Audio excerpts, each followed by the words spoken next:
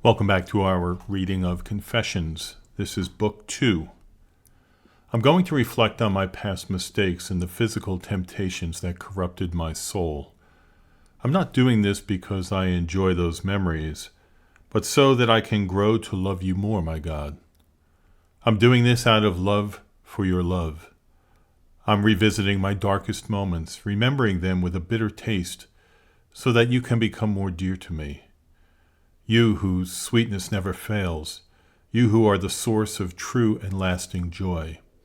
I hope you can gather me back together from the scattered pieces of my past, when I was torn apart because I turned away from you, the one true good, and lost myself in a sea of distractions. In my younger years, I was consumed by a desire to find satisfaction in worldly things. I even dared to indulge in various fleeting and superficial passions. My inner beauty faded away and I became repulsive in your sight. I was pleasing myself and trying to impress others. What did I enjoy more than to love and be loved? But I didn't maintain the balance of love, the clear boundary of friendship between minds. Instead, I was drawn into the murky desires of the flesh and the turbulence of youth. These desires stirred up a fog that clouded my heart, preventing me from distinguishing the pure light of love from the haze of lust. Both emotions were mixed up within me, pushing my unsteady youth over the edge into unholy desires, and plunging me into a pit of shameful acts. Your anger was building up against me, but I was oblivious. I had become deaf due to the noise of my own mortality, the punishment for my soul's arrogance. I strayed further from you, and you let me go. I was tossed around, wasted, and scattered. I was consumed by my sexual immorality, and you remained silent, O my delayed joy. You stayed silent, and I strayed even further from you, into more and more barren fields of sorrow, with a proud sadness and a restless fatigue. I wish someone had guided me during my chaotic times and made the most of the fleeting beauty of these, the extremes of your creation. If only they had set a limit to their attractiveness, so that the waves of my youth could have crashed on the shores of marriage if they couldn't be calmed, and stayed within the boundaries of a family as your law suggests, O Lord. You who in this way shape the descendants of our mortality are capable of gently dulling the thorns that were banished from your paradise. Your omnipotence is never far from us, even when we are far from you. I should have paid more attention to the voice from the clouds, quote, "Nevertheless, such shall have trouble in the flesh, but I spare you. And it is good for a man not to touch a woman. And he that is unmarried thinketh of the things of the Lord, how he may please the Lord. But he that is married careth for the things of this world, how he may please his wife." I should have paid more attention to those words, and having separated myself for the sake of heaven, I should have eagerly awaited your embrace. But I, a miserable soul, was like a stormy sea, swept away by my own desires, abandoning you and crossing all your boundaries. Yet I couldn't escape your punishments. After all, who can? You were always there, stern but merciful, tainting all my illicit pleasures with a bitter taste, pushing me to seek pure joy. But I couldn't find such joy anywhere but in you, Lord.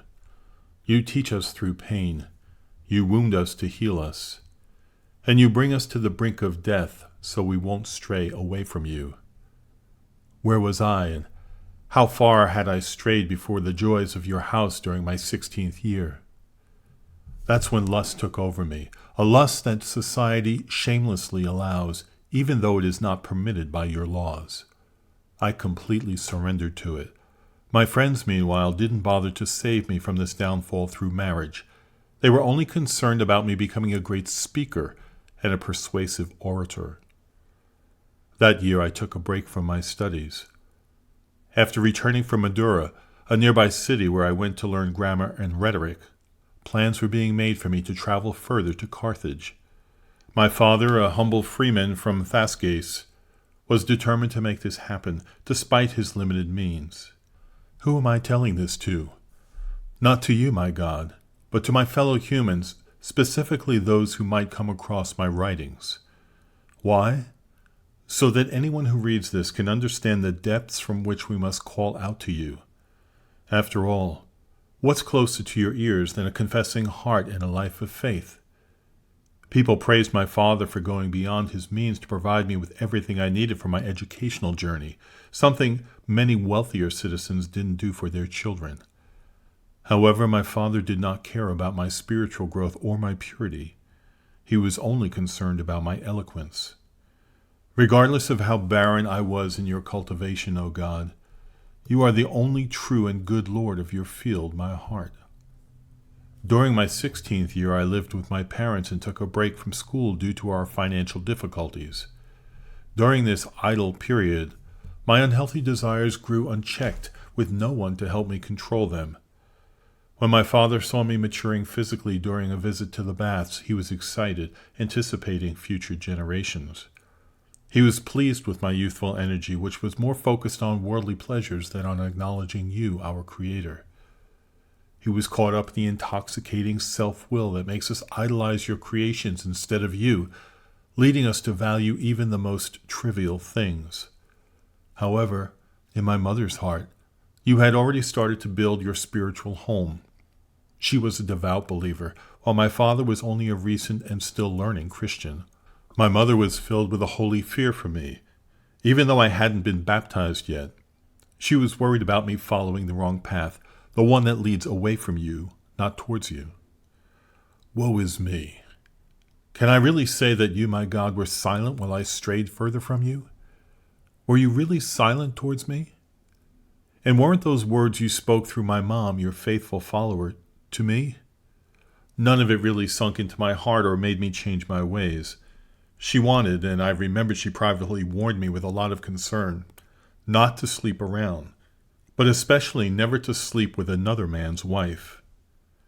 I thought these were just womanly advice that I'd be embarrassed to follow, but they were actually your words, and I didn't realize it. I thought you were silent, and it was just her talking, but you were speaking through her to me. I, her son, the son of your servant, disrespected her. But I didn't realize it, and I blindly rushed into things to the point where I was embarrassed to be less reckless than my peers when they bragged about their wrongdoings. The more they bragged, the worse they were. And I took pleasure not only in the act itself, but in the praise. What deserves criticism more than bad behavior? But I pretended to be worse than I was, so I wouldn't be criticized. And when I hadn't done something as bad as the others, I would lie and say I had, so I wouldn't seem weak for being innocent, or less important the more pure I was. Check out the kind of crowd I used to hang out with on the streets of Babylon, rolling around in its filth as if it were a bed of fragrant spices and precious oils. I was so drawn to the heart of it all that the unseen enemy easily knocked me down and led me astray, because I was so susceptible to temptation. Even my own mother, who had managed to escape the core of Babylon but still lingered in its outskirts, didn't pay much attention to my behavior. She had advised me to stay chaste, or at least to keep my desires within the confines of a loving relationship, if I couldn't completely suppress them. She knew my current lifestyle was harmful and could lead to future problems. But she turned a blind eye, fearing that a wife might hold me back from my ambitions. But these weren't the spiritual hopes my mother had for me in her faith in you. No, these were hopes for my education, something both my parents were overly eager for me to achieve. My father, who hardly ever thought about you or anything beyond his own vain ideas, wanted this for me. My mother, on the other hand, believed that a conventional education wouldn't hinder, but rather help me in my journey towards you. At least that's what I think, looking back and trying to understand my parents' mindset. Meanwhile, they let me do pretty much whatever I wanted, without any proper discipline, allowing me to waste my time on trivial pursuits, even to the point of recklessness in whatever I was into. And all the while, a fog was obscuring the brilliance of your truth from me. My wrongdoing was so blatant, it was as if it was bursting out of me due to my excessive indulgence. God, your law punishes theft, and this law is also written on the hearts of men, a law that even the most wicked cannot erase. Because really, what thief can tolerate another thief? Not even a wealthy thief who steals out of desire, not necessity. Yet I was drawn to stealing, and I did it, not out of hunger or poverty, but out of a boredom with doing good and indulgence in wrongdoing. I stole things I already had and even better versions of. I didn't care to enjoy what I stole, but found joy in the act of stealing and the sin itself. There was a pear tree near our vineyard full of fruit, but it wasn't particularly appealing in color or taste. Some of us mischievous young guys decided to shake and rob this tree late one night, after spending the evening messing around in the streets as was our bad habit. And we took loads of fruit, not to eat, but to throw to the pigs after just tasting them. We did this simply because we wanted to, knowing it was wrong. Look at my heart, God, look at my heart, which you had mercy on in the depths of despair. Now let my heart tell you what it was seeking there, that I should be evil for no reason, with no temptation to do wrong, but the wrong itself. It was ugly, and I loved it. I loved to be ruined.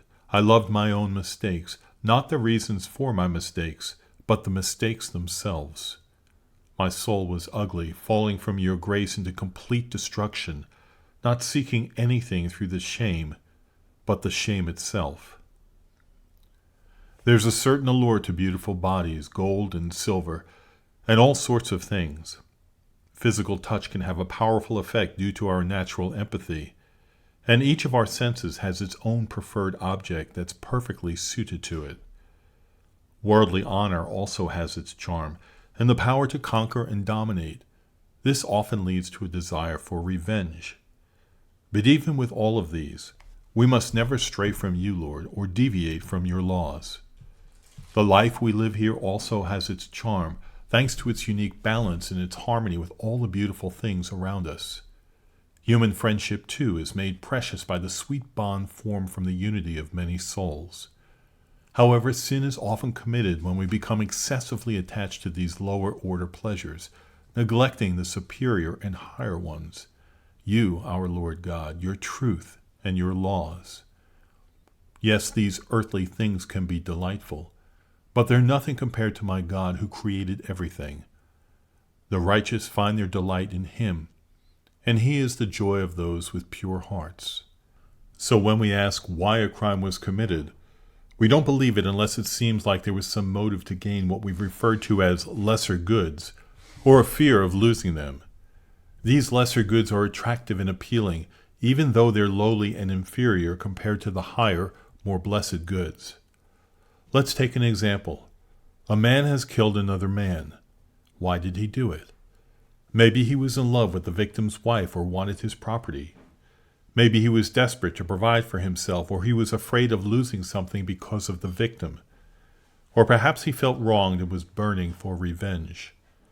Would anyone commit murder just for the sake of it, finding pleasure simply in the act of killing? Who would believe that? Even in the case of that wild and brutal man who was said to be evil and cruel for no reason, a motive is given.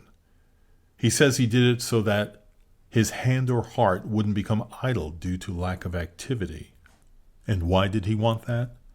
So that through his criminal actions, he could seize control of a city, gain power, wealth, and be free from the fear of law, his financial struggles, and his guilt over his crimes. So even Catiline, infamous for his crimes, didn't love his criminal actions themselves, but something else that he hoped to achieve through them. So what was it that I found so appealing about you, my own act of theft, my dark deed, when I was just 16? You weren't attractive because you were a theft. But are you even something that I can talk to? The pears we stole were beautiful because they were your creation, you who are the most beautiful of all, the creator of everything, you good God, God the ultimate good and my true good. Those pears were beautiful, but it wasn't them that my miserable soul craved.